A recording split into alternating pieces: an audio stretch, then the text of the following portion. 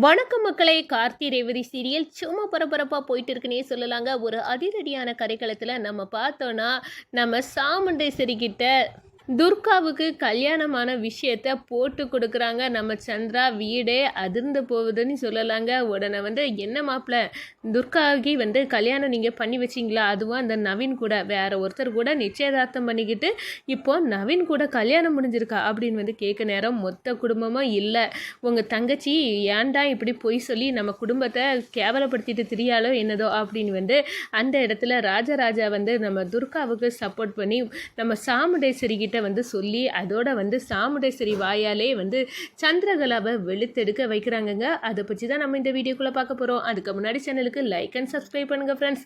பக்கத்தில் இருக்க பெல் ஐக்கானையும் கிளிக் பண்ணுங்கள். அப்போ தான் நான் போடுற ஒவ்வொரு வீடியோவும் நோட்டிஃபிகேஷனாக உங்களுக்கு கிடைக்கும். வாங்க ஃப்ரெண்ட்ஸ், வீடியோக்குள்ளே போகலாம்.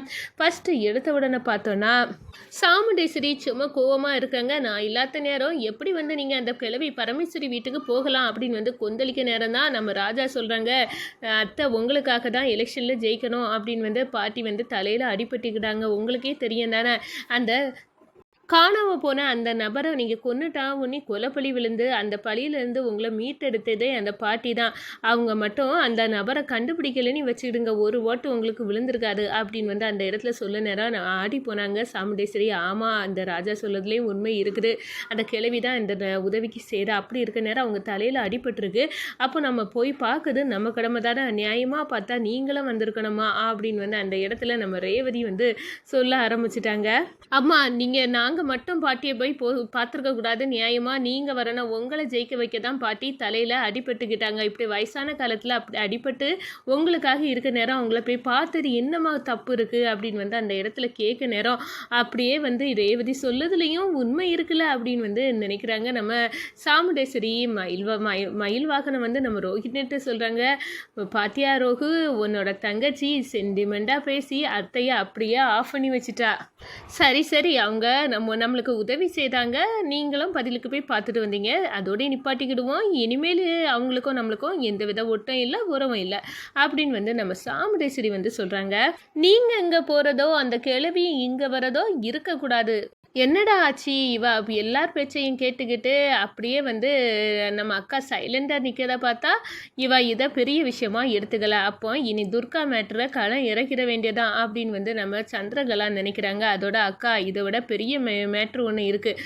உன் டிரைவர் மாப்பிள்ள அந்த துர்காவுக்கு செய்து வச்ச விஷயத்த கேட்டால் நீனே அப்படியே அதிர்ந்து ஆடி போயிடுவ அப்படின்னு சொல்கிறாங்க. உடனே இதில் ரேவதியை கூட்டு தான் டிரைவர் மாப்பிள்ளை கூட அப்படின்னு சொல்கிறாங்க. இதெல்லாம் கேட்டுட்டு இருக்க நேரம் வீடே கடி கலங்கும். எங்கே இந்த துர்கா நவீன கல்யாணம் பண்ணதான் போட்டு கொடுக்க போகிறா, அப்படி போட்டு கொடுத்தாலும் நம்ம பிள்ளையை நம்ம காப்பாற்றிடணும். இந்த சந்திரா இப்படி தூண்டி விட்டு வேடிக்கை பார்க்கறதெல்லாம் சரிப்படாது, அதுக்கு ஒரு முற்றுப்புள்ளி வைக்கணும் அப்படின்னு ராஜராஜாவும் ஒரு களத்தில் குதிச்சிட்டாங்கன்னு சொல்லலாம்.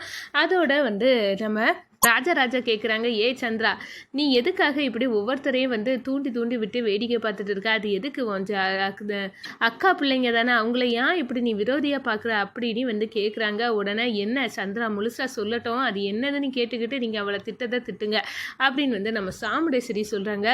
இப்போ மொத்தமாக போட்டு உடைக்க போகிறா இந்த துர்காவுக்கு நவீன் கூட கல்யாணம் ஆகிட்டு அதை ராஜா ரேவதி தான் பண்ணி வச்சாங்க அப்படின்னு இந்த சந்திரா சொல்ல போகிறா அப்படின்னு எதிர்பார்க்குறாங்க. அதே மாதிரி தான் நடக்குது. அங்கே நம்ம சந்திரா சொல்கிறாங்க, இந்த துர்காவுக்கு நீ வேற இடத்துல மாப்பிள்ளை பண்ணி பார்த்து வச்சிருக்கா, ஆனால் இந்த துர்கா நவீனை கல்யாணம் பண்ணியிருக்கா, அவள் கழுத்தில் தாலியை ரோஹிணி பார்த்தேன்னு சொன்னால அது உண்மைதான் போலுக்கு அப்படின்னு அந்த இடத்துல யோசிக்கிறாங்க. உடனே தான் நம்ம ராஜாராம் நம்ம துர்காக்காக அந்த இடத்துல பேசுகிறாங்க. என்ன சந்திரகலா, நீ ஏதேதோ சொல்லிட்டு இருக்கா, என் பிள்ளைங்க வேலையே நீ பழிய போட்டுட்டு இருக்கா, இது நல்லாவே இருக்கா, உண்ட வீட்டுக்கு இருண்டகம் பண்ண மாதிரிலாம் இது இருக்குது அப்படின்னு கேட்குறாங்கங்க. அதோட பார்த்தோன்னா அப்படி துர்காவுக்கு கல்யாணமே ஆகலை, இதை துர்கா வாயால் சொல்லுங்க பார்ப்போம் அப்படின்னு கேட்குறாங்க. துர்காவும் அதே மாதிரி நம்ம ரேவதி கண்ணை காட்டுறாங்க, நீ பேசுகிற அடித்து பேசுகிற, நம்ம சந்திரகலா சித்தியை இனிமே அப்படி ஆளுக்கு ஒவ்வொரு திசையில் ஏமாற்றி பைத்தியமாக்குனா தான் விடுவாங்க, இல்லாட்டா நம்மளை அப்படியே ஆள் அமுக்குற மாதிரி விழுங்கிடுவாங்க. அவங்க இப்படிப்பட்ட ஆள் தான், இவங்களுக்கெல்லாம் இப்படி தான் டிமிக்கி கொடுக்கணும் அப்படின்னு நம்ம க்ளீனாக நம்ம ரேவதி கண்ணை காட்ட நம்ம துர்காவும் எனக்கு இதுக்காக வேறு ஆள் கூட கல்யாணம் ஆக போகுது, அதுவும் அந்த நவீன் கூட அப்படி அப்படியெல்லாம் எனக்கு ஒருத்தர் கூடயும் கல்யாணம் ஆகலை. அம்மா நீங்கள் சொன்ன ஆளு கூட என்கேஜ்மெண்ட் முடிஞ்சிட்ட, அப்போ நான் அவரை தானே கல்யாணம் பண்ண போகிறேன். எதுக்காக சந்திரா சித்தி இப்படியெல்லாம் பேசுகிறாங்கன்னு எனக்கு புரியலம்மா அப்படின்னு வந்து அந்த இடத்துல போட்டு உடைக்கிறாங்க. அப்படியே வந்து அடித்து பேசுகிறாங்க. நம்ம சந்திராவுக்கு வந்து என்னடா பண்ண, நம்ம இவளை மாட்டி விடலான்னு பார்த்தோம், ஆனால் இதுலேயும் வந்து இவ தப்பிட்டால அப்படின்னு வந்து அந்த இடத்துல சந்திரா நீ ஆள்களை குறை சொன்னது போதும், சும்மா இருக்கிறியா கொஞ்சம் அப்படின்னு வந்து அந்த இடத்துல சொல்கிறாங்க. உடனே வந்து நம்ம ராஜராஜாவும் இதோடி நிப்பாட்டிக்க சந்திரா, நீ எல்லாம் மீறி போயிட்டு இருக்க அப்படின்னு வந்து அந்த இடத்துல திட்டுறாங்கங்க. எல்லாரும் நம்மளையே வரைஞ்சி கட்டிட்டு வரதை பார்த்தா மொத்த குடும்பமாக சேர்ந்து நம்மளுக்கு அகெஸ்டாக இப்போ கிளம்பிட்டாங்க அப்படின்னு வந்து நினைக்க ஆரம்பிச்சிட்டாங்க.